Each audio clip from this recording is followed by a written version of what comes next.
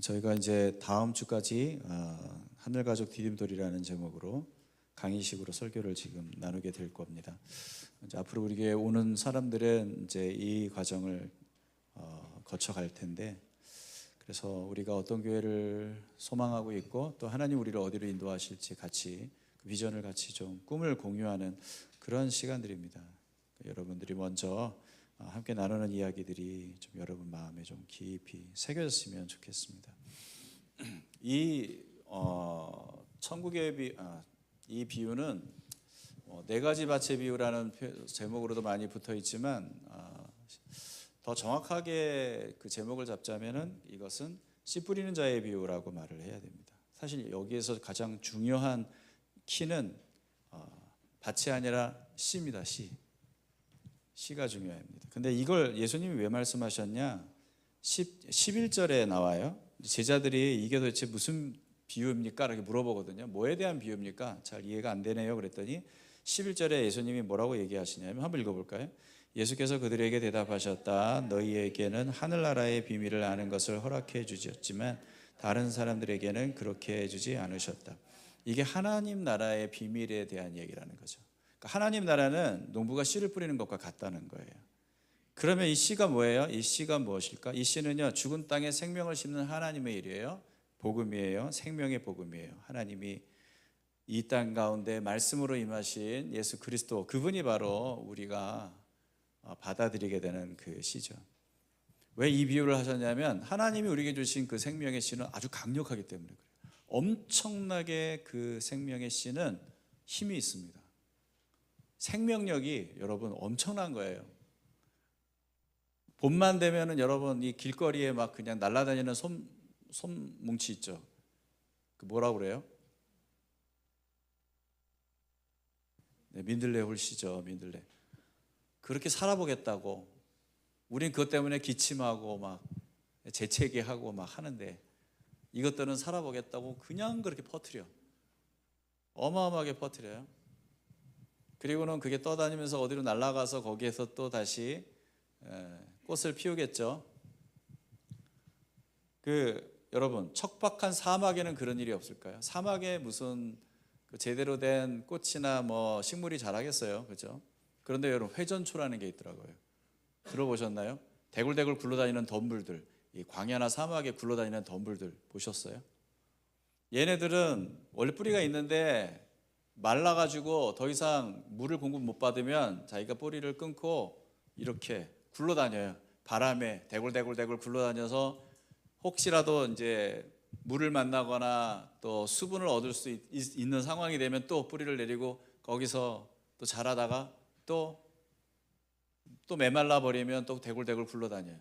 바람에 굴러다니면서 얘네들이 하는 일은 계속해서 자기가 지니고 있는 씨를 퍼뜨리는 거예요. 계속 너무 나중에 그래서 어마어마하게 많아지는 거예요. 막 그것 때문에 사람들이 생활하기가 불편할 정도로 그렇게 굴러다니는 그 회전초들이 있어요. 생명이 정말 강력합니다. 사막에서도 생존할 수 있는 게 생명이에요. 그뿐만이 아니고 제가 예전에 말씀을 드렸던 게 있는데 2005년에 이스라엘의 그 유적지에서 발굴된 것 중에 대추야자 씨앗 3개가 있었어요. 발견됐어요. 이거를 그 방사성 탄소 뭐 연대 측정법인가 그걸로 해가지고 이게 얼마나 오래된 거냐 이렇게 한번 확인을 해봤는데 자그마치 2000년이나 된 씨앗이었더래요. 사람들이 그래서 호기심이 생겼겠죠. 이거 심으면 어떻게 될까? 심었는데 2개가 자라기 시작했어요. 뿌리를 내고 자라기 시작해요. 2000년 된 씨앗이 자라게 됐어요. 너무 신기하지 않아요? 120cm, 그때 뭐 지금은 더 자라고 있겠죠. 그래서 사람들이 이 대추야자 나무를 자라고 있는 나무 이름을 붙였는데 무드셀라라고 붙였어요. 하도 오래 살아가지고 2000년이나 된 게 아직도 살아있어. 무드셀라. 이름 참 잘 지은 것 같아요. 무슨 말이냐면 지금 예수님은 하나님 나라의 비밀이 이 씨앗과 같다는 거예요. 별거 아닌 것 같이 보잘것없는 것 같이 이게 땅에 심기잖아. 이게 엄청나게 놀라운 일들을 가져와. 그 놀라운 그 성장을 뭐라고 표현을 하냐면 8절에 보면은 이렇게 얘기를 이렇게 같이 한번 시작. 그러나 너더러 좋은 땅에 떨어져서 절매를 맺었는데 어떤 것은 100배가 되고 어떤 것은 60배가 되고 어떤 것은 30배가 되었다. 여러분, 이게 바로 하나님이 우리에게 주신 복음의 씨앗의 강력한 힘이에요. 100배, 60배, 30배의 열매를 맺을 수 있는, 변화를 일으킬 수 있는, 어떤 척박한 땅에서도 놀라운 생명력을 뿜어낼 수 있는 강력한 힘이 바로 이 복음에 있어요. 이걸 통해서 우리는 복음의 변혁을 경험하게 되는 거예요. 이 변혁이라는 뜻이 좀 생소하죠. 우리가 잘 안 쓰는 말이에요. 되게 좀 강한 표현이기 때문에. 그런데 복음을 설명할 수 있는 가장 좋은 방법 아닌가요? 복음이 우리에게 가져다 주는 결과가 뭐예요? 변화가 뭐예요? 변화 정도가 아니에요. 변혁입니다. 이 변혁이라는 말은 급격하게 바꾸고 아주 달라지게 한다는 거예요. 아주 달라지게 한다. 하나님께서 교회를 통해 하나님 나라 공동체를 통해 이루려고 하시는 일이 바로 이런 거라는 거예요. 영적 생명이 가져오는 놀라운 변혁의 결과, 그건 바로 하나님께서 교회를 통해 기대하시는 거예요. 그래서 여러분, 우리 지난번에 살펴본 것처럼 교회가 진짜 이 건강한 교회냐, 그걸 확인할 수 있는 방법은 이 교회가 변혁을 일으키고 있느냐, 변화를 일으키고 있느냐, 회심의 성장을 일으키고 있느냐, 변화의 성장을 일으키고 있느냐. 우리 더드림 교회 다니는 사람들이 변하더냐, 사실 그게 중요한 거예요. 왜냐하면 그렇게 안 변할 정도로 하나님의 말씀이 힘이 없지 않거든요. 그러나 물론 오늘 이 비유에 보면은 아무 일도 안 일어나는 밭들이 있어요. 그건 밭의 문제예요. 그 진리를 수용하는 태도의 문제예요. 그러니까 교회는 뭐예요? 우리가 그러한 부드러운 밭으로 온전한 믿음으로 하나님의 말씀을 받아들일수록 도와주는 게 교회예요. 그 역할을 못하면 변화가 안 일어날 테니까. 교회가 그걸 못하면 성도들이 안 변해요. 교회도 안 변해요. 그러면 교회는 문제가 있는 거예요. 자, 그럼 우리 한번 하나씩 살펴봅시다. 이 영적 생명을 통해 변혁이 일어나는 과정을 볼 텐데, 첫 번째가 뭐냐면 영적 생명의 태동입니다. 여러분, 이거보다 더 중요한 건 없어요. 여러분, 만약에 씨를 뿌리는 농부가 있다고 칩시다. 근데 씨도 안 뿌리고 거기를 열심히 갖고 막 물도 주고 막 비료도 뿌리고 막 그냥 뭐 옆에 막 물 흘러내릴 수 있는 그런 골도 만들어 주고 막 이러고 있어요. 씨도 안 뿌리고 그 짓을 하고 있는 거야. 그러면 여러분, 우리가 그 농부를 뭐라고 불러야 돼요? 그렇죠, 바보예요. 그 사람이 한 그 모든 수고는 헛된 짓이란 말이에요. 씨도 안 뿌리고 왜 그런 짓을 하냔 말이에요. 여러분, 교회가, 그리스도인이 제대로 존재의 의미를 가지려면 생명의 씨가 심겨지는 일이 가장 우선적인 일이 돼야 되고 우리의 관심사가 돼야 돼요. 이보다 더 중요한 일은 없어요. 씨를 뿌리고 나서 그 다음에 뭘 가꾸든지 훈련을 하든지 그래야 되잖아요. 그렇죠? 교회가 그 일을 멈추면 안 돼요. 씨 뿌리는 일은 복음을 전하는 일이거든요. 복음을 나 자신에게도 들려줘야 되고 다른 사람에게도 들려줘야 되는 거예요. 하나님께서 이 복음을 우리에게 주셨어요. 여러분, 복음이 뭐예요? 라고 물어보면 뭐라고 얘기해야 돼요? 복음이 뭐예요? 그렇게 옆 사람에게 물어봅시다. 자, 복음이 뭐예요? 복음이 뭐예요? 웃는 거예요? 웃는 거예요? 어때요? 복음이 뭐예요 도대체? 풍삼초에 다 나오잖아요. 복음이 뭡니까? 하나님께서 계시고 이 세상의 모든 시작이 그분이셨다. 우리 또한 이 세상 또한 그분으로부터 말미암았다라는 거죠. 그리고 또 하나는 뭐예요? 그런데 우리가 그 하나님을 버렸다. 그게 죄다. 죄는 자기 중심성. 아주 지겨운 이놈의 자기 중심성. 나만 중요하다고 고집하는 이 자기 중심성. 그런데 하나님이 그 반역한 인간들을 그 죄로부터 구원하기 위해서, 그 죄 문제를 해결하기 위해서 하나님의 아들 예수 그리스도를 이 땅에 구원자로 보내주셨다. 그분이 우리의 모든 죄를 대신 담당해서 우리가 치러야 될 대가를 대신 치르심으로 우리가 그분을 믿으면, 예수 그리스도를 통해서 진심으로 그분을 받아들이면 하나님의 자녀가 된다, 그 얘기잖아요. 그걸 구원이라고 하잖아요. 이 네 가지 진실을 진심으로 받아들이는 게 바로 예수 믿는 거예요. 우리가 복음을 안다는 건 그런 거예요. 이 복음을 누구한테 전해줘야 돼요? 첫째, 누구한테 전해줘야 돼요? 예수를 모르는 사람에게 전해줘야지. 그래서 교회는 이열이에 관심이 있어야 되는 거예요. 불신자들과의 관계를 여러분 소중히 하십시오. 안 믿는 친구들 있어요? 안 믿는 친구들 있어요? 한 교회에 오래 다니면 안 믿는 친구들이 다 끊어져 나가죠. 그렇죠? 그거 참 슬픈 일이에요. 안타까운 일이에요. 안 믿는 친구가 있는 건 복이라고 저는 생각합니다. 우리들만의 세상을 만드는 게 교회가 아니에요. 교회는 여기에는요, 긴가민가 그러니까 그걸 우린 찾는이라고 하는데 뭐 진리가 있다고 하는데 그래서 와보라고 해서 와보긴 했는데 그래서 목사님이 설교를 하고 있긴 한데 저게 정말 알아들을 것 같기도 하고 모를 것 같기도 하고 어려운 말인데 이런 생각하고 있는 사람들도 있어야 되고 그리고 어떤 사람들은 도대체 이게 뭐 하는 거야 이게 기독교가 이런 거야 이거 자꾸 재보고 있는 사람도 있어야 되고 또 열심히 하나님을 섬기고 사랑하고 또 예배할 줄 아는 사람도 있어야 되고 다양한 사람들이 있어야 돼 사실 그게 사실 건강한 교회라고 저는 생각해요. 그냥 믿음 좋은 사람만 있어가지고 그냥 우리끼리만 행복한 세상을 만드는 그런 교회는 위험한 교회예요. 세상과 고립된 교회니까. 하나님이 하신 일이 뭐예요? 다리 놓는 거잖아요. 우리가 아직 죄인 되었을 때 하나님께서 우리에 대한 자기의 사랑을 예수님을 통해서 우리에게 보여주시고 전해주셨잖아요. 다리가 되신 거잖아요. 그래서 우리를 왕같은 제사장이라고 부르는 이유는 그 제사장이라는 말이 여러분 전에도 말씀드렸지만 라틴어로 제사장이라는 말은 다리 놓는 사람이라는 뜻이에요. 우리도 똑같이 예수님처럼 다리를 놓는 사람이어야 되는데 다리가 다 끊어져 버렸어요. 우리는 섬이 돼 버렸다고. 안 믿는 사람하고 연결점이 없어. 그리고 안 믿는 사람 만나기 싫죠. 은혜도 안 되고 맨날 그냥 그냥 주식 얘기하고 그냥 돈 얘기하고 집 얘기하고 부동산이 어떤 데 저떤 데. 지겨워. 나는 예수님 얘기하고 싶고 난 하나님 얘기하고 싶고. 그렇게 해서 우리는 세상과 분리되는 거예요. 그럼 우리가 세상에 존재할 이유가 없죠. 그냥 빨리 그냥 하늘나라 가야지. 하나님이 왜 이 땅에 우리를 두셨을까? 베드로전서 2장 9절을 보세요. 한번 보세요. 같이 시작. 그러나 여러분은 택하심을 받은 족속이요 왕 같은 제사장들이요 거룩한 민족이요 하나님의 소유가 된 백성입니다. 그래서 여러분을 어둠에서 불러내어 자기의 놀라운 빛 가운데로 인도하신 분의 업적을 여러분이 선포하는 것입니다.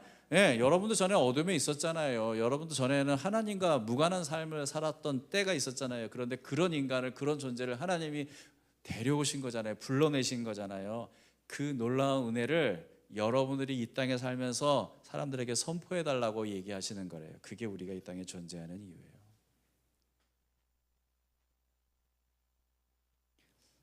그래서 우리는 세상에 복음을 전해야 되고 그러기 위해서는 안 믿는 사람과의 신실한 관계를 계속 유지해야 돼요.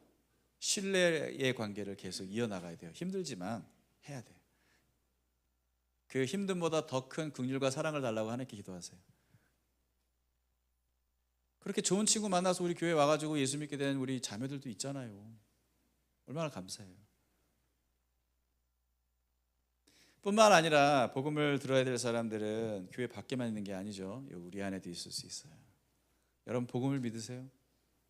복음을 믿는다는 말은 그 복음을 하나님이 하신 일을 내가 진심으로 받아들였다는 얘기예요. 제가 얼마 전에 지난주에 그 한 정말 생짜 불신자 형제를 만나서 좀 얘기를 나눴던 기회를 하나님 주셔가지고 참 쉽지 않은 아주 기독교를 아주 증오하다 못해 아주 분노에 막 이글거리는 그런 형제였어요. 아무튼 기독교는 막 그냥 일을 가는 사람이었어요. 와, 내가 그런 사람을 또 만나기가 쉽지 않잖아요. 얘기를 하는데 자기가 예수를 안 믿는 이유 또 기독교를 부정하는 이유를 참 일목요연하게 공부도 많이 했더라고.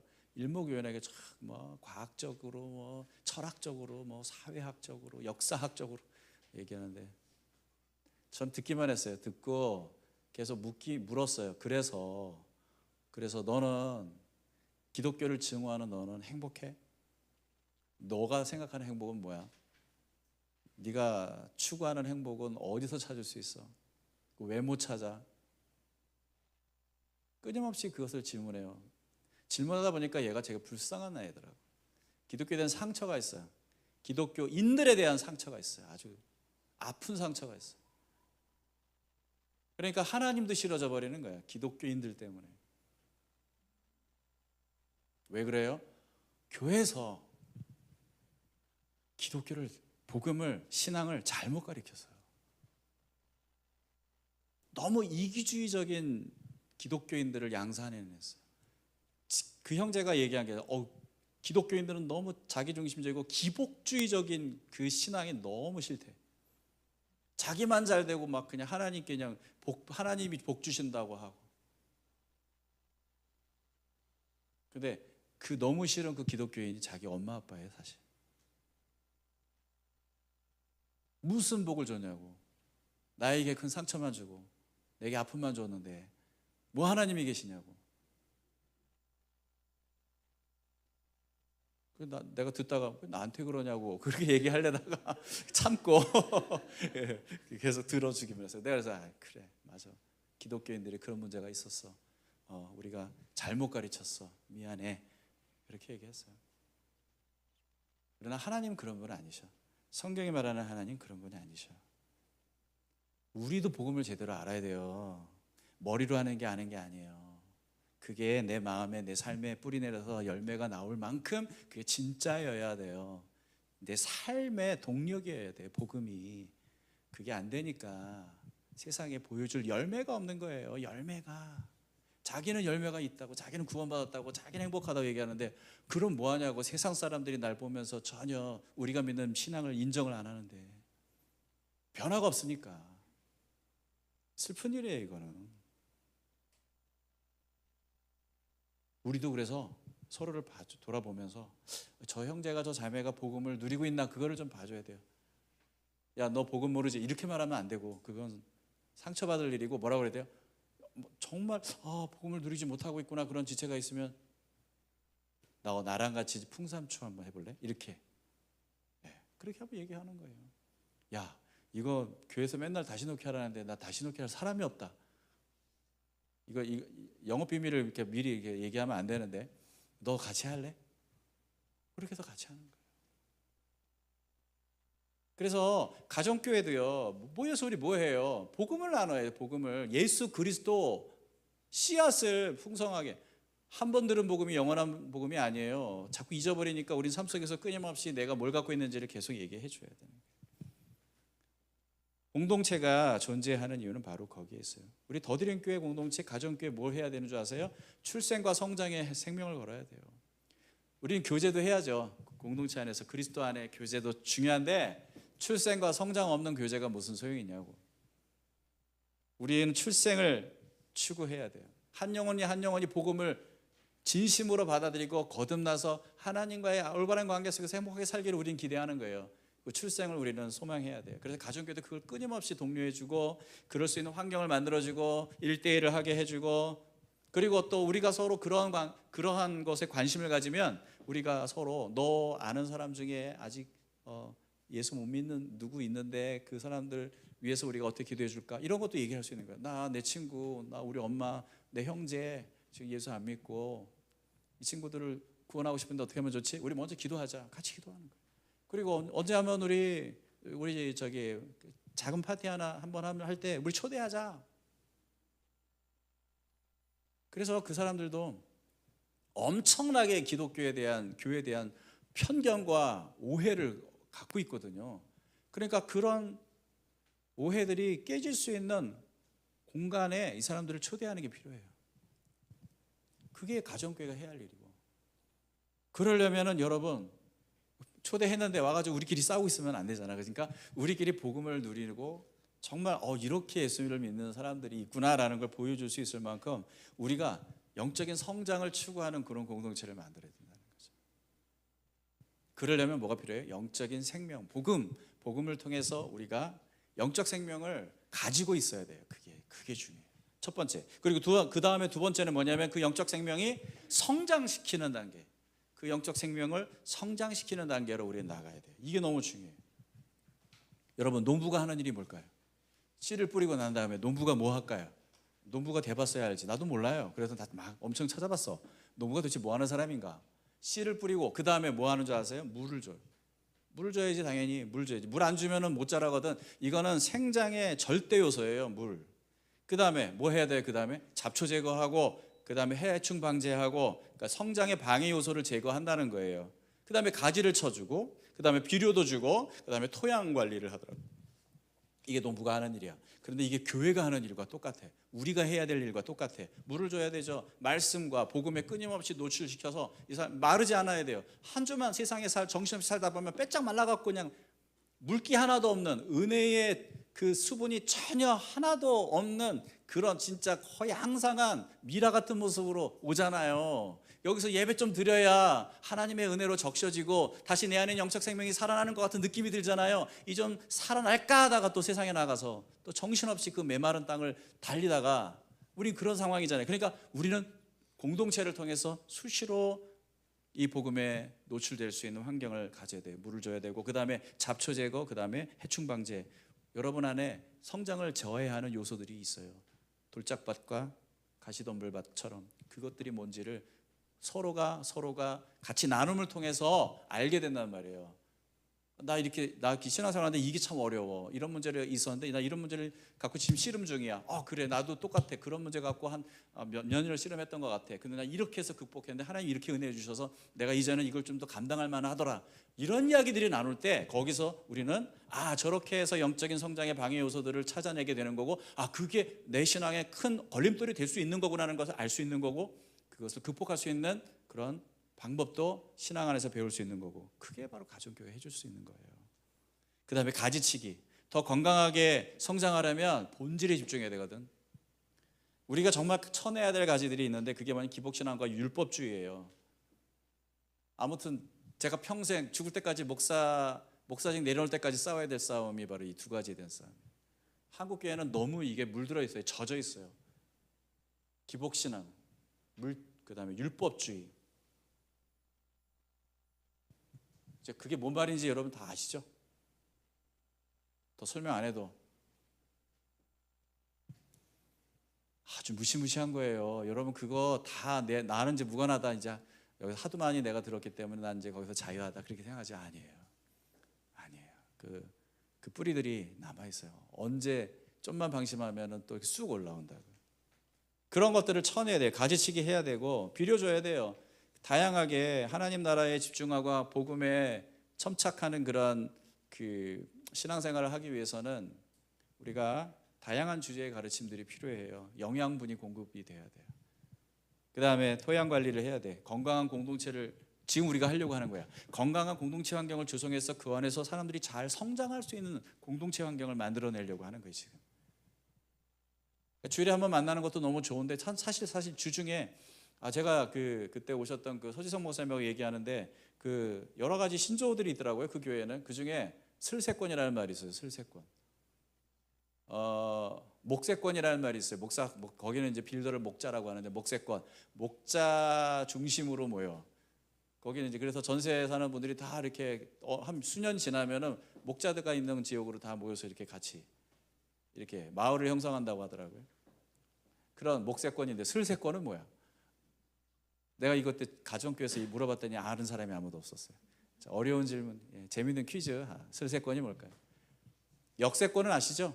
그럼 슬세권은 뭘까요? 이건 가정교회 정말 중요한 요소라고 하던데 우리는 좀 어려워요. 뭘까요? 슬세권이. 슬리퍼 신고 방문할 수 있는 거리. 전부 쳤어. 여러분 운동화 신고 버스 타고 30분 가가지고 그 전달해 줄 수는 없잖아. 그러니까 그만큼 나는 그게 물리적인 거리라는 의미하기도 하지만 그만큼 우리의 주중의 삶 속에서 서로에게 영향을 줄 수 있는 관계여야 한다는 거예요. 그런 건강한 토양이 가정교회 공동체였으면 좋겠어요. 뭐 슬리퍼 신고 갈 수는 없지만 전화는 할 수 있잖아요. 문자도 보낼 수 있고. 그게 난 진짜 공동체라고 생각을 해요. 제가 어저께 한 가정을 신방을 했는데 거기서 들은 얘기가 있는데 하도 그 관계가 너무 좋아서 거의 뭐 매일 통화하다시피 하고 막 그래서 형제가 자매에게 그런 얘기했다. 너 성을 바꿔라. 아무래도 그 친자매보다 더 하니까 성을 바꿔라 뭐 그렇게 얘기를 했다고 하더라고요. 그게 공동체네. 그런 생각이 들었어요. 가정교회가 그렇게 될 거라고 저는 생각합니다. 여기 재밌는 얘기가 있어요. 베드로전서 2장 2절. 근데 이거 여러분 좀 이해가 안 되는 말씀이 있으면 한번 찾아보세요. 시작. 갓난아기들처럼 순수하고 신령한 젖을 그리워하십시오. 여러분은 그것을 먹고 자라서 구원에 이르리. 뭐 좀 이상한 표현이 없어요?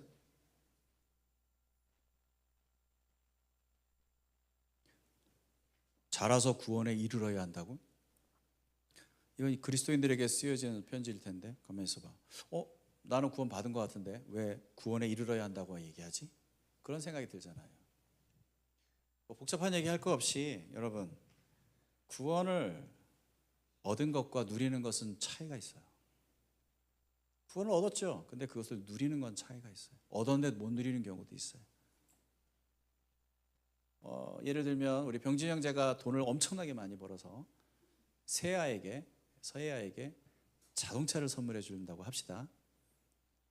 병진 형제가 너무 딸을 사랑하는 나머지 장난감이 아니라 진짜 차를 사준다고 합시다. 서혜아에게 그 차가 무슨 의미가 있을까요? 명의가 서혜아 이름으로 돼 있어. 그러면 그 차는 서혜아 거야. 하지만 상처받았어요? 타이밍 좋게 나가네? 그러면 서혜아는 그 차를 소유했지만 누리지는 못해요. 그 차를 날 줘봐요. 그럼 내가 그걸 얼마나 잘 누리고 사용하겠어? 유용하게 쓰지. 우리는요, 하나님이 주신 약속 돌아왔어요?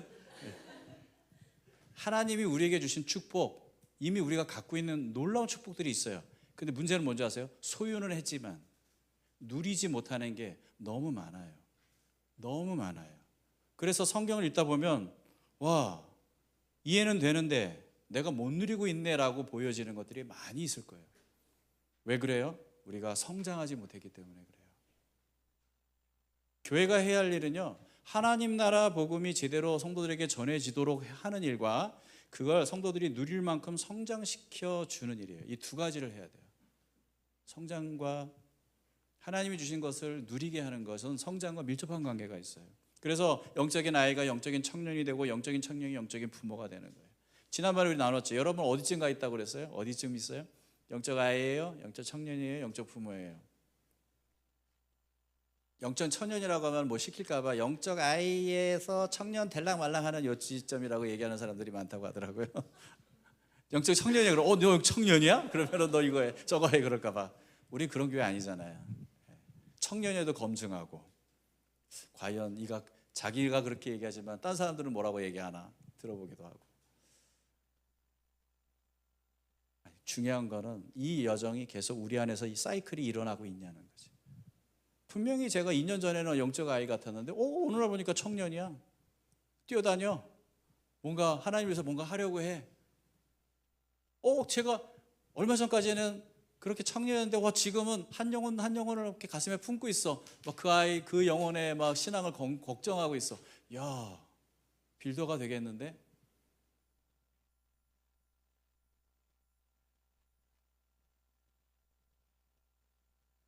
성장을 통해서 일어나는 거죠. 성경은요, 성장의 목표를 우리에게 가르쳐줘요. 우리가 어디까지 가야 되는지를 가르쳐주는데, 에베소서 4장 13절 15절 같이. 그리하여 우리 모두가 하나님의 아들을 믿는 일과 아는 일에 하나가 되고 온전한 사람이 되어서 그리스도의 충만하심의 경지에까지 다들. 온전한 사람이 되어서 그리스도의 충만하심의 경지까지 가야 돼요. 목표가 아주 확실합니다. 우리는 예수님을 닮아가야 되는 거예요. 근데 우리가 어떻게 예수를 닮아? 불가능해. 아니요, 불가능하지 않아요. 왜냐하면 내 안에 성령님이 계시고 그분이 나를 이끌어 가실 때 우리는 예수 닮아가는 사람을 이루어갈 수 있어요. 그 여정을 우리는 계속 갈 수 있어요. 제가 그래서 완벽하게 닮으라는 얘기 아니라 어제보다 오늘이 더 나은 그리스도 닮은 모습이어야 한다는 거지. 오늘이 내일보다 오늘이 작년이 올해보다 뭐 이렇게 맞나? 올해가 작년보다 어찌됐든 간에.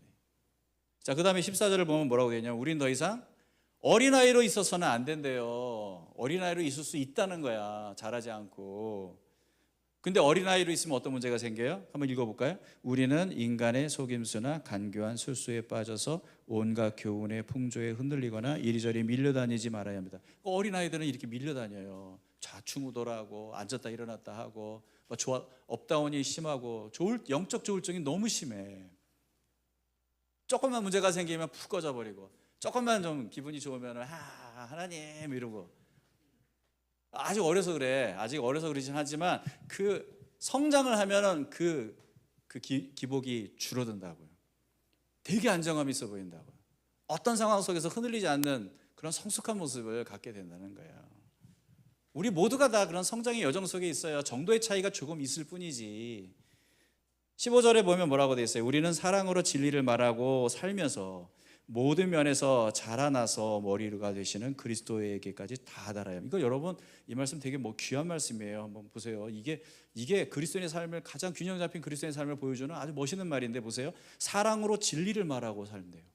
사랑과 진리가 같이 가는 거예요. 어떤 사람은 사랑만 있고요, 어떤 사람은 진리만 있거든요. 근데 이 사랑과 진리가 같이 가. 와, 사랑으로 어떻게 진리를 말하지? 놀랍다. 사랑은 사랑으로만, 사랑의 언어만 얘기하잖아요. 진리인 사람은 칼로 치듯이 그냥 그건 아니야, 이건 맞아, 이건 틀려, 이렇게 얘기하는데, 아이 그래, 사랑, 아이 그게 좋은 게 좋은 거지, 아이고 네, 그래. 그게 아니야. 사랑으로 어떻게 진리를 말하지? 이건 성숙한 사람, 우리 가질 수 있는 놀라운 어떤 그런 강점인 것 같아요. 베드로 후서에도 보면은 은혜 안에서 자라가라고 얘기하고 있고, 골로새서 1장 10절에도 보면 주님께 합당한 삶을 합당하게, 주님께 합당하게 살아가라고 얘기하고 있고, 히브리서 6장 1절에 보면 성숙한 경지로 나아가라고 얘기하고 있어요. 지금 성경은 우리에게 뭘 얘기하냐면, 너 거듭났지, 네가 하나님의 영적 생명을 가졌지, 너 복음을 알잖아, 이제는 자라가야 돼. 그게 너의 삶의 여정이어야 한다는 거예요. 우리 신앙은요, 자라가는 거예요. 자라가야만 합니다. 그럼 스스로에게 자문해 보세요. 나 자랐나? 작년과 비교해서 올해가 좀 내가 좀 성장한 것 같아요? 어때요?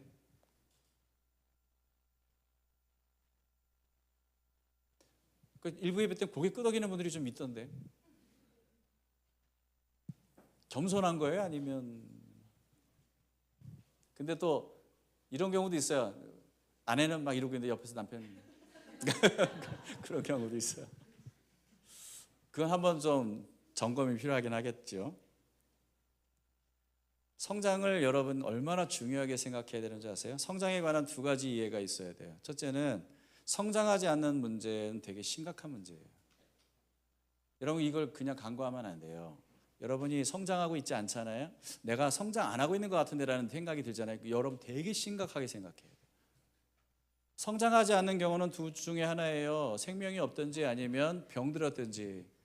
생명이 없든지 병들었든지. 그러니까 여러분 둘 다 문제잖아요. 둘 다 문제잖아요. 여러분, 자녀들, 우리 아이들 이제 임신한, 우리 혜리자매들 임신해서 이제 곧 아이가 나올 텐데, 임신한 엄마들 만나서 물어보면, 기도 제목 얘기 들어보면 다 똑같아요. 아이가 건강하게 출산했으면 좋겠어요. 그래서 우리 아이 손가락 5개, 손가락 10개, 손가락 10개, 발가락 10개였으면 좋겠어요. 이목구비 다 명확하고 있을 거 다 있고, 그랬으면 좋겠어요. 그러면 바랄 게 없죠. 근데 사실 내가 그 얘기 들으면 저 거짓말. 태어나 보면 또 욕심이 생길 텐데 하는 생각이 들어요. 키우다 보면 이게 네 닮아서 그렇네, 내 닮아서 그래, 이런 얘기 한다니까. 아니, 손가락 10개면 충분하다며. 그럼 바랄 게 없다며. 근데 뭘 또 바래요. 바라죠. 이 키가 왜 이렇게 작지? 당신 닮아서 그래, 이런 소리 한다니까. 그리고는 이 욕심은 끝이 없어요. 그래도 좀 똑똑해야 되는 거 아닌가? 공부도 좀 잘했으면 좋겠는데, 대인관계도 좀 잘했으면 좋겠는데, 엄마 아빠 말 정말 잘 들었으면 좋겠는데, 욕심이 끝이 없어요. 그 아이의 육체적인 성장에만 관심 있는 게 아니에요. 지적인 성장, 정서적인 성장, 사회적 성장, 더 나아가서 영적인 성장까지. 부모들은 자식의 성장에 지대한 관심을 갖고 아이를 키워요. 하나님은 오죽하시겠냐고. 하나님은 영적 생명, 영원한 생명을 주셨는데 우리에게 욕심이 없으시겠냐고. 그러니까 이렇게 계속 자라가라고 얘기하지. 성경 아까 우리가 다 못 찾아본 거야. 그런데 얼마나 자라가라고 얘기하는지.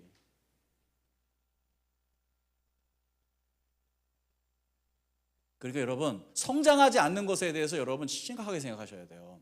그리고 또 하나, 성장에 대해서 우리가 알아야 될 이해는, 성장은요, 과정적 성장이면서 필연적 성장입니다. 이걸 이해하셔야 돼요. 성장이라는 건 과정적이면서도 필연적입니다. 과정적이기 때문에 누구를 함부로 판단할 수는 없어요. 너 왜 아직도 그 정도야? 라고 얘기하면 안 돼요. 아직도 저걸 갖고 고민을 하나? 그리스도인이 뭐 저걸 갖고 고민, 그런 소리 하지 마세요. 왜냐하면 그건 영적인 성장 여정이 다 다른 거잖아요. 그러니까 우리가 함부로 이 과정을 간과하고 다른 사람들을 판단하고 평가해서는 안 되죠. 그러나 그렇다고 성장하지 않는 걸 당연시해서도 안 돼요. 왜냐하면 시간이 지난 만큼 그 사람은 성장해야 되는 거예요. 시간이 그 성장의 지표가 돼야 되는 거예요. 그러니까 성장은 과정적이지만 또 필연적이다. 이 두 가지 균형을 잊지 않고 여러분이 신앙 성장을 관심을 갖고 신앙생활을 하셔야 된다는 거예요. 그러기 위해서는 가정교회가 참 좋은 환경이에요. 다양한 예들을 볼 수가 있잖아요. 다양한 신앙 스토리를 들을 수가 있잖아. 그러면서 거기서 보고 배우는 거잖아. 그러니까 가정교회에서 제일 하면 안 되는 게 뭐냐면 누가 얘기했을 때 그건 틀렸고 이렇게 얘기하는 거예요. 아니 누가 거기서 지금 평가받으려고 얘기하는 거 아니잖아요. 정말 여러분이 가정교회에서 해야 할 일은 여러분이 아는 걸 말하는 게 아니에요. 여러분이 사는 걸 말하세요. 잘 못 살아? 그럼 잘 못 산다고 얘기하세요. 아는 건 다 알아요. 그걸 가지고 서로 평가받으려고 우리가 가정교회 하는 거 아니거든요. 나 이게 안 되더라. 그런 말이 얼마나 은혜가 되는 줄 아세요? 제가 하나복에서 훈련할 때 이제 제가 조장을 맡으면은 평신도들이 있거든요. 평신도들이 있으면은 제가 거기서 솔직하게 얘기해요. 솔직하게. 예, 그 온라인으로 이렇게 만나기도 하고 하는데 뭐 각처의 그 교회에서 이제 오시는 분들이니까 솔직하게 제 속 얘기를 해요. 저의 약함을 얘기하고 저의 실패도 얘기해요. 왜냐하면 두 번 볼 사람들이 아니니까. 그렇죠? 우리 교회 성도는 맨날 봐야 되는데 목사님 이럴 거 아니야. 나 그래서 그렇게는 안 하지만 그러면 이분들이요 그 얘기 들으면서 뭐라 그러는지 아세요? 목사님 그렇게 얘기하시니까 되게 위로돼요 그러더라고요. 내가 실패한 얘기하는데 그렇게 위로가 되더래. 야 목사님도 실패하는데 나도 용기를 내야지 이런 생각이 든다는 거야. 우리 성도들한테 얘기를 해줘야 되나? 그런 생각이 들기도 하고 그래도 여기서 나 목회 오래 못할 텐데 그러면 그런 생각도 들고 가정교회는요 사실 안전한 공동체여야 돼요. 무슨 말을 해도 다 용납되고 수용되고 그리고 절대 새나가지 않는다. 이게 절대적입니다. 그렇기 때문에 그 안에서 내가 나의 좌충우돌한 인생의 여정 그리고 신앙 여정 얘기를 할 때 누군가에게는 그게 엄청나게 중요한 메시지가 돼요. 그걸 보고 배우는 거예요. 그의 인생을 이게 간접적으로 들여다보면서 배우는 거란 말이에요. 그렇게 해서 내가 정말 누군가에게 좋은 영향을 미칠 수 있는 게 그게 가정교회 공동체. 저는 더드림 교회는 여러분이 성장할 수 있는 조건들을 갖춰가고 있다고 저는 말씀드리고 싶어요. 1:1 복음 전수 사역이 있죠. 풍삼초 첫 기 우리가 지금 이걸 진행하고 있잖아요. 이걸 통해서 거듭난 사람의 삶이 무엇인지를 풍삼초를 통해 배우고 풍삼첫을 통해 건강한 하나님과의 관계 맺는 삶이 뭔지를 배우고 그 다음에 풍삼기를 통해서 건강한 하나님 나라 백성의 균형 잡힌 삶을 배우잖아요. 1:1 사역이 가정교회 안에서 이루어지는 거예요. 이런 환경이 조성이 되어 있는 교회가 많지 않습니다. 우리 교회 작다고 여러분 무시하면 안 돼요. 여러분 무시 안 하지? 우리는 있어야 될 건 꼭 있어야 될 건 있어요. 그리고 여러분이 복음을 더 깊이 기초를 세우기 위해서 갈라디아서도 지금 하고 있는 거고 로마서 갈라디아서 복음 중심적인 삶 이런 것들에 대한 기초로 여러분과 계속 같이 나누고 있고 마지막으로 그래서 이렇게 태어났어요. 성장했어요. 그 다음에 어쩌라고요? 태어나고 성장했으면 이 두 가지만 잘 되면 그 다음이 일어나요. 그게 뭔지 아세요? 번식하는 단계. 번식하는 단계. 여러분 나무가 건강하게 자라요. 나무가 건강하게 자랐어요. 그러면 어느 임계점을 넘어가면 무슨 일이 일어나는 줄 아세요? 꽃이 피어요. 열매가 맺어요. 꽃이 피고 열매가 맺는다고. 그러면은 그 나무가 갖고 있는 진 면목이 세상 사람들에게 보이기 시작한다고. 교회가 그렇고 그리스도인이 그래요. 여러분 이건 정말 중요한 원리예요. 그 나무가 좋은 나무인지 아직 미숙한 나무인지 나쁜 나무인지를 아는 기준은 딱 하나예요. 열매예요. 예수님도 그 얘기를 하셨어요. 마태복음 7장 18절을 보세요. 같이 시작. 좋은 나무가 나쁜 열매를 맺을 수 없고 나쁜 나무가 좋은 열매를 맺을 수 없다. 좋은 열매를 맺지 않는 나무는 찍어서 불 속에 던진다. 그러므로 너희는 그 열매를 보고 그 사람들을 알아야 한다. 그 사람이 진짜 좋은 나무인지 나쁜 나무인지, 좋은 그리스도인인지 나쁜 그리스도인지 어떻게 알아요? 열매가 있어야 돼요. 열매가.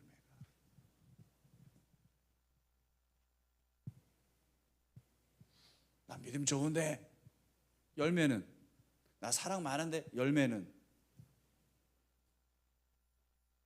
열매.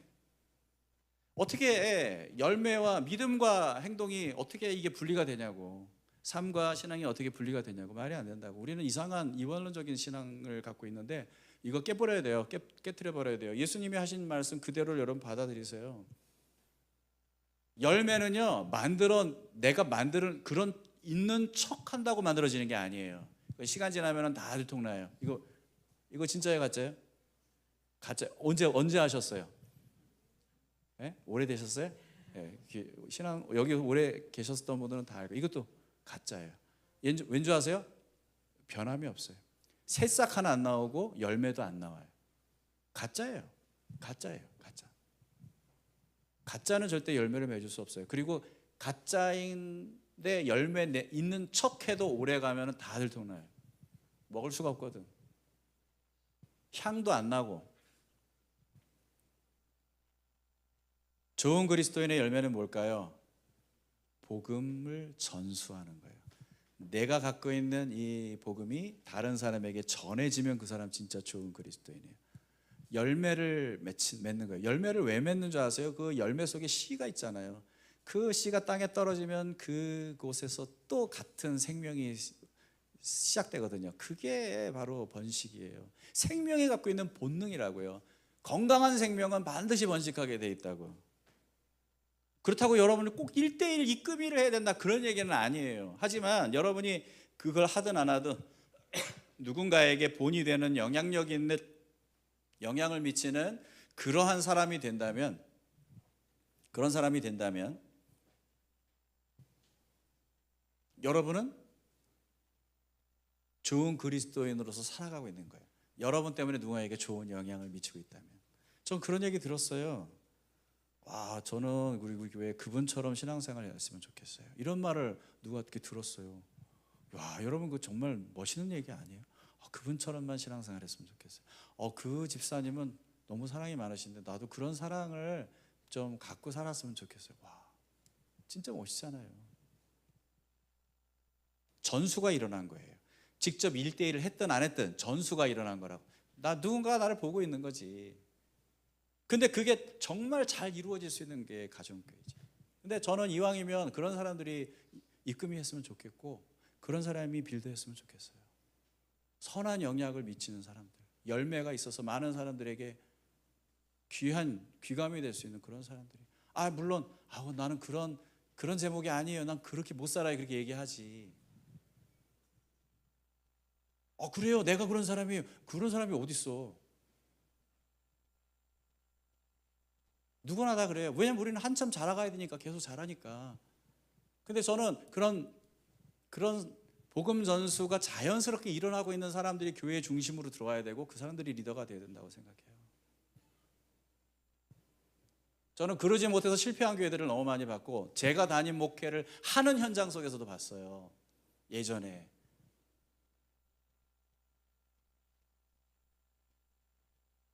제가 다른 건 몰라도 건강한 교회를 세우겠다라고 하는 일념에 있어서는 타협하지 않습니다. 힘든 길입니다. 제가 이제 목사님들하고 같이 얘기를 해봐도 기성교회에서는 꿈도 꿀 수 없는 일이에요. 쫓겨나든지 나가든지 그렇게 돼버리더라고요. 쉽지 않아요.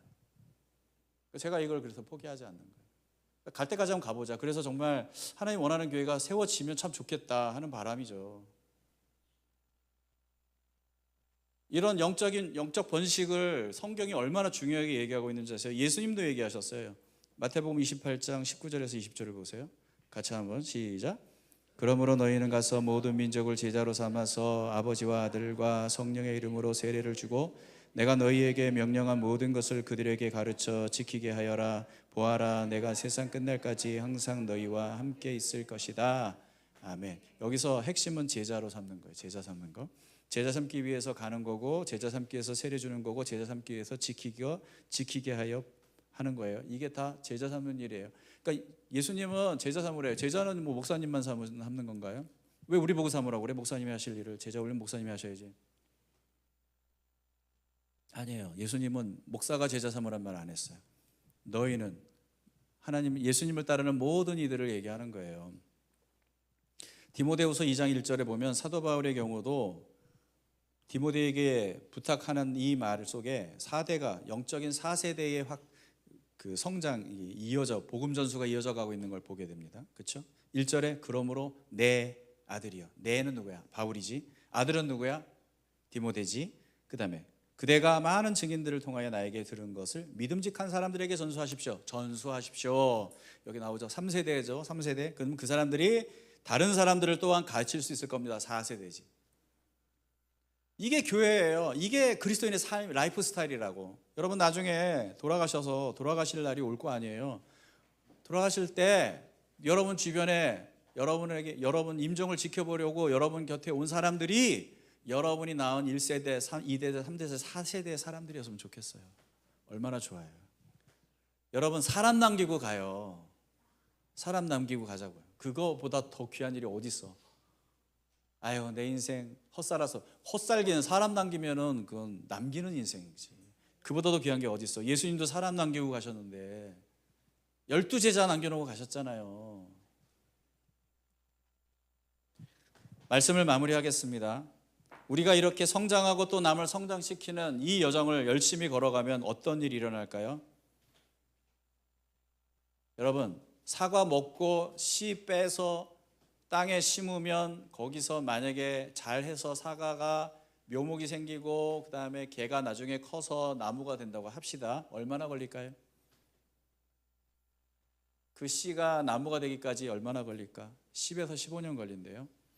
근데 거기서 열매가 사과가 맺혀지려면 얼마나 걸릴까? 거기서 2, 3년 더 걸린대요. 한 사람의 그리스도인이 영적인 거듭나서 이렇게 성장해서 누군가에게 또 복음을 전수할 수 있는 수준으로 성장하기까지 얼마나 걸릴까요? 하나복에서 임상 통계를 낸 게 있어요. 모든 이 하나복 사역, 우리가 말하는 이 사역을 통해서 회심과 그 다음에 이끄미로서 이제 복음을 전수하는 사역에 참여하는 그 과정 속에서 이제 제대로 된 성숙한 그리스도인으로 인정받는 그런 영적인 어른 세대가 되는 여정이 대략 7에서 10년 걸린대요. 물론 그 앞서서 열심히 건강하게 신앙생활을 했던 사람들은 조금 더 빠를 수 있겠지만, 그러나 그 7에서 10년 사이에 어떤 일이 일어나요? 변화가 일어나는 거예요. 그런 말 들어보셨어요? 우리 엄마가 좀 달라진 것 같아. 애들한테 그런 얘기 들어보셨어요? 우리 남편이 달라졌어요. 아내에게 그런 얘기 들어보셨어요? 우리 김 과장 달라진 것 같아. 예, 그 성장의 여정은 그런 변화를 세상에 드러내고 보여줄 수 있는 그런 순간들이에요. 그런 사람들이 모이면, 교회가 그런 사람들이 모이면 어떤 일이 일어나요? 그러면 자기만을 위하지 않고 자기 생각에 갇혀 있지 않고 이 세상을 향해 하나님의 뜻과 계획을 이루어가려고 우리가 할 수 있는 일이 뭘까를 고민하게 돼요. 어릴 때는 자기중심적인 나만 생각하지, 내가 인정받고 내가 사랑받고 내가 중요하고 나나나나 하지만, 성숙한 사람들이 모이면 우리 하나님을 위해서, 우리 지체를 위해서, 우리 세상을 위해서라는 말을 하기 시작한다는 거예요. 그러면 안의 변혁이 밖의 변혁으로 이어져 가는 거예요. 그래서 안팎의 변혁입니다. 사랑하는 성도 여러분, 지금 오늘 우리가 수고하고 있는 이 몸부림과 이 불편함에 대한 선택은 무엇을 위한 것일까요? 다른 누군가에게 생명의 열매를 주고 하나님 나라에 대한 소망의 꽃을 피워줄 수 있는 공동체를 세우기 위함입니다. 그래서 우리의 수고가 필요하고 우리의 불편함이 필요하고 우리의 헌신이 필요한 것이죠. 그래서 이룰 수 있는 일이 하나님의 그 놀라운 뜻과 계획이라면 우리는 후회하지 않을 것입니다. 그런 꿈을 이루어 갑시다. 할렐루야. 찬양하겠습니다.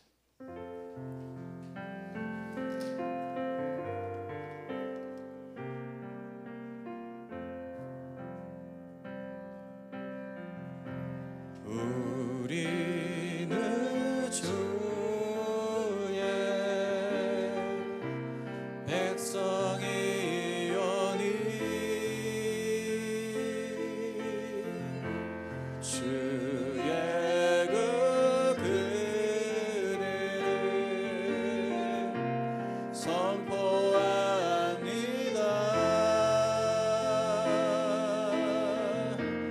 이곳 어느 세상에 빛으로 부르셨네. 주의 얼굴 구할 때 역사하소서.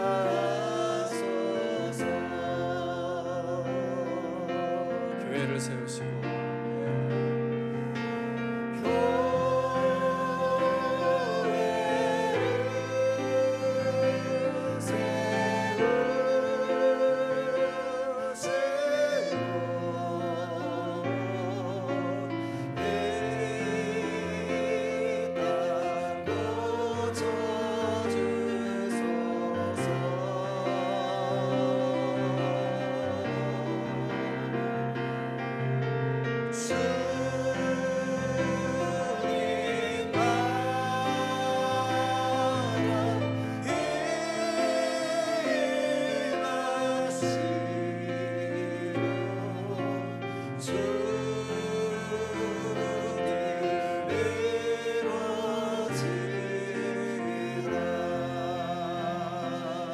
교회를 세우시고 아멘.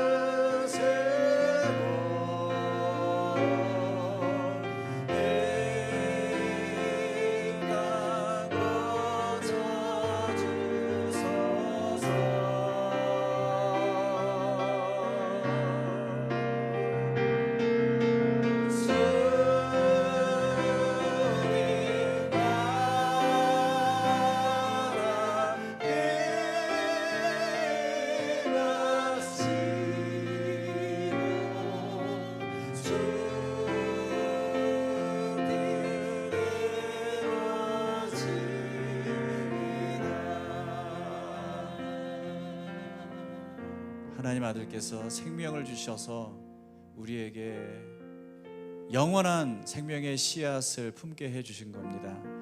우리는 그 구원, 그 영적인 생명을 가지고 신앙생활을 하고 있어요. 그런데 이 고귀한 생명이 자라야 하지 않겠습니까? 하나님 성장케 하소서. 우리 더드림 교회 성장해서 정말 하나님 원하는 아름다운 꽃과 열매를 맺는 그런 나무 되게 해 주시옵소서. 우리가 추구하는 이 가정교회 재편성이 정말 하나님 그 아름다운 과정 되게 하셔서 정말 하나님 원하시는 그런 교회 공동체가 세워지는 그런 시간들이 되게 해달라고 같이 한번 우리 기도하며 나가시겠습니다. 할렐루야. 아버지 하나님 간절히 기도합니다. 저희들이 아버지 하나님 꿈꾸는 교회, 하나님 원하시는 교회, 하나님 바라시는 교회, 하나님이 아버지 기대하시고 소망하시는 교회를 꿈꿉니다. 아버지 하나님 그런 교회가 세워지기를 원합니다. 아버지 하나님이여 간절히 기도합니다. 주님 아버지 하나님 우리를 통해서 하나님의 그 놀라운 일들이